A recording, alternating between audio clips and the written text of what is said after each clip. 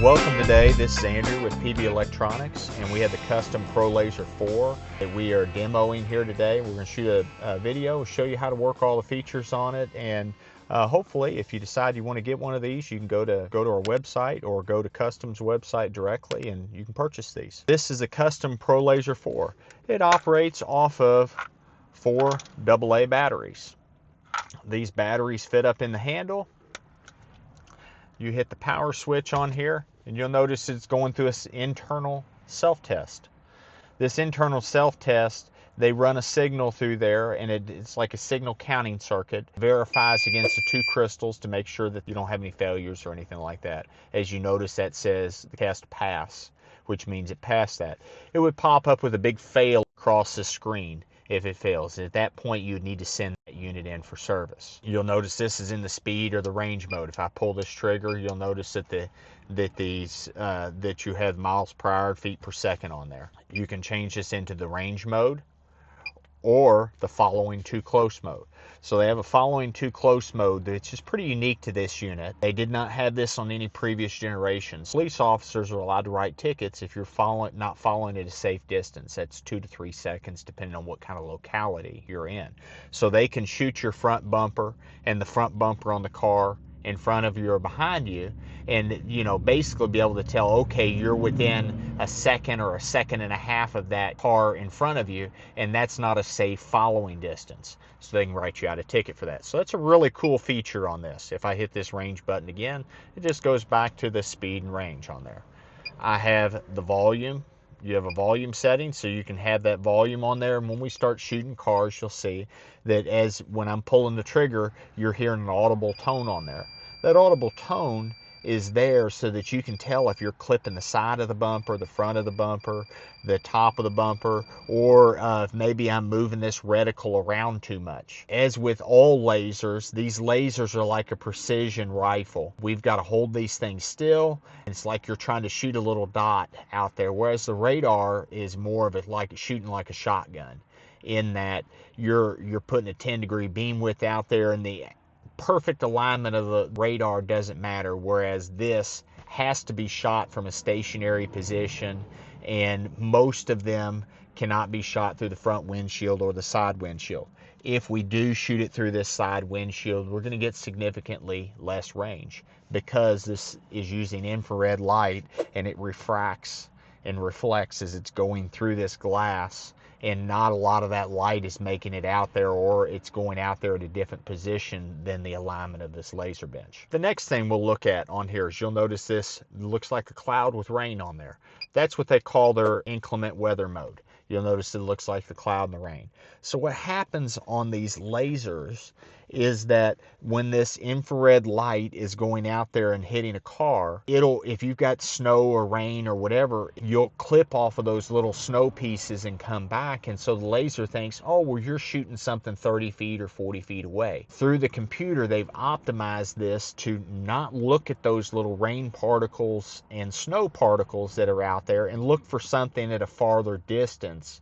And so you're not going to get as much range on there when you're in this mode, but you will be able to read cars. And if you try one of these out on a rainy day, and you'll notice you don't really pick up hardly anything. You may not get more than 50, 60 feet if it wasn't for one of these inclement weather modes.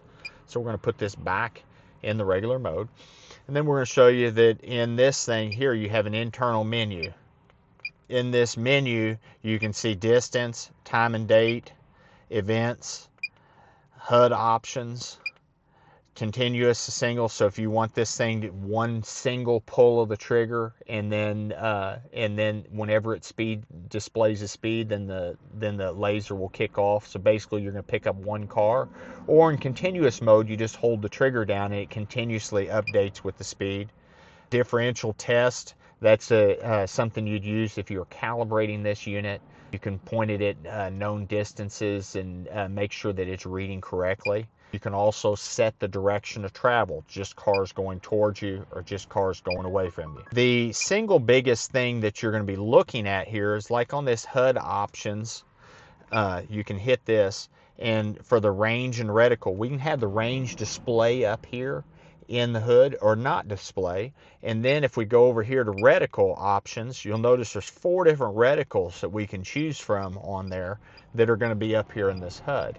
It's a pretty cool feature on there. A lot of the lasers don't have that feature. My preference is I kind of like that little circle thing on there. I think it's pretty cool. All of these lasers, the reticles and everything are aligned pretty good, but some of them are off a little bit. So if you get one of these lasers and the reticle is off just a little bit, or you're basically, hey, I'm not getting a car, roll that, instead of shooting at the front bumper of the car, try going a little bit low, a little bit left, a little bit higher, a little bit to the right, or something within a foot or so of that spot. You may find that the laser is actually lined just a touch off. It's really, really hard to get these lasers lined up, especially when these, some of these are shooting 6,000 to 8,000 feet.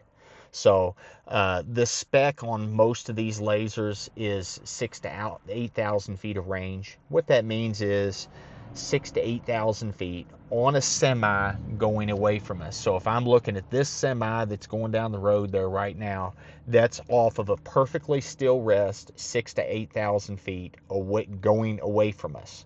If I'm moving this around a lot, I may only get a couple hundred feet, because it's all about how still I can hold this laser. That's why when we're putting this up, we're going to find a good solid rest. Sometimes depending on how I'm angled, I'll put this right in between the side mirror and the side of the car and just let this rest there, so I can really good hold of a rest there, so this laser isn't moving around very much. So when we talk about range on these things, like I said, you're looking at, very easily 5,000 to 6,000 feet.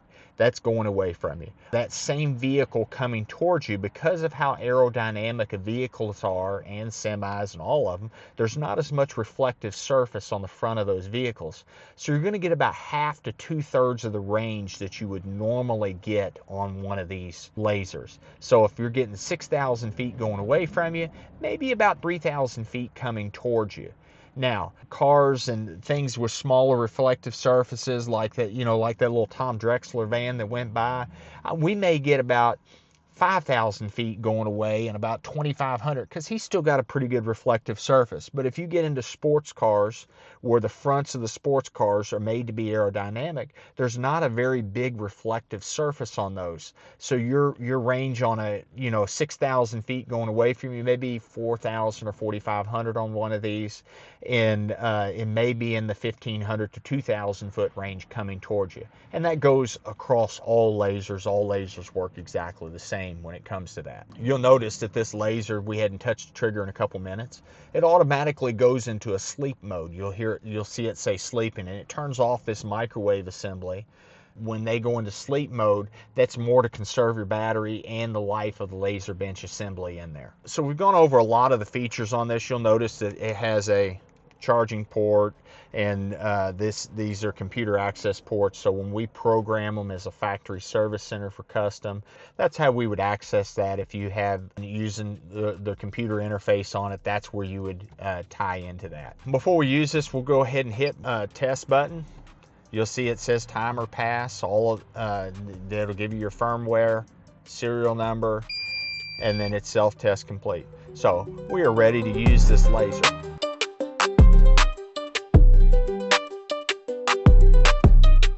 Here.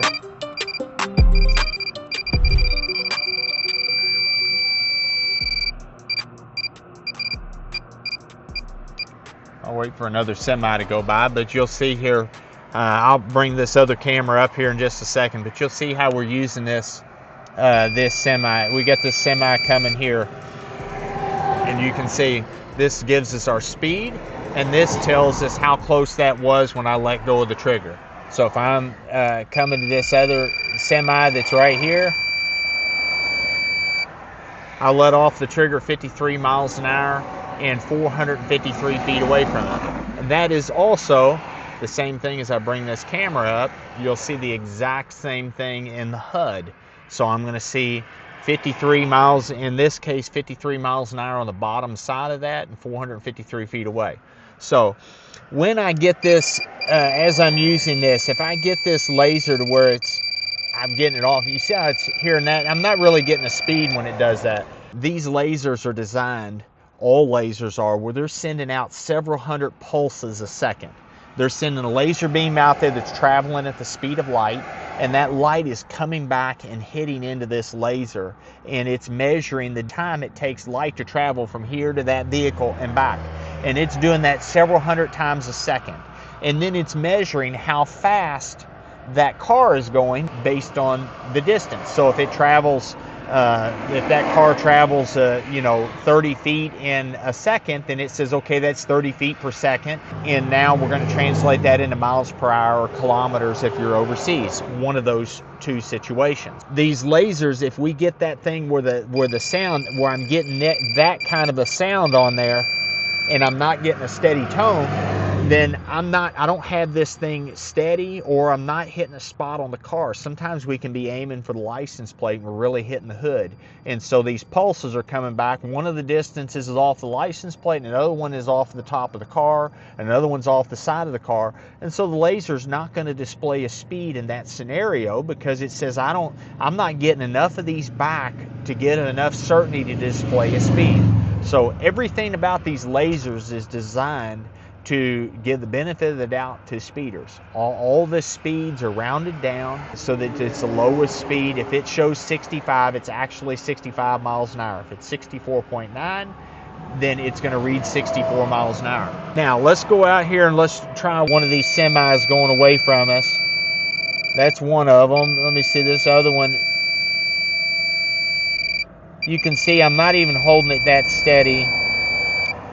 And we're well past 2,000 feet here when this thing is going over top of this rise. I may be able to get, we parked in this position because it gives us a better place to do the video for, but we test these routinely out to 5,000 feet on the back of the semis, no any problems whatsoever there. And we're, well over 3,000 feet or so on semis coming towards us. So let me see what the maximum I can get at this position I'm in.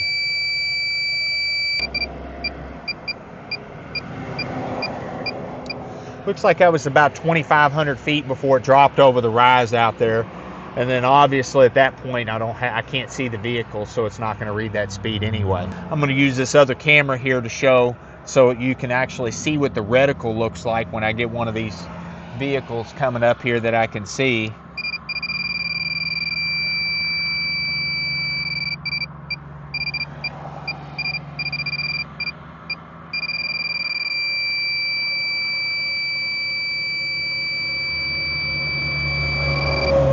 So hopefully you all got a good view of that.